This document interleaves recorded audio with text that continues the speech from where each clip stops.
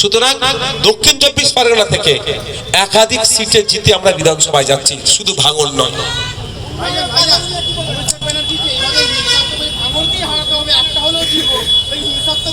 এটুকু বুঝতে হবে আপনাদেরকে যে এক ভাঙনের বিধায়ক 293টার উপরে ভারী পড়ে যাচ্ছে। 77টা বিধায়ক বিজেপি থাকার পরও ভাঙনের উপর টার্গেট কেন?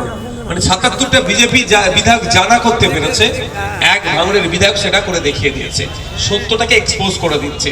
অভিষেক বাবুকে বলবো যাই করবেন একটা কাজ করুন, আপনার পিসিমণিকে বলে বিধানসভা টিভিটাকে চালু করতে বলুন।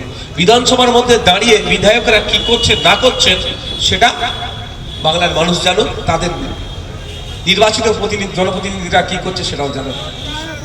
উন্নয়ন এমন করেছে মানুষ আর দেখতে পাচ্ছে না, ঘুমোতে পারছে না, সেই জন্য উন্নয়নের পাঁচালি পাড়াতে ঘোরাতে হচ্ছে। যাই করুক না কেন মমতা ব্যানার্জি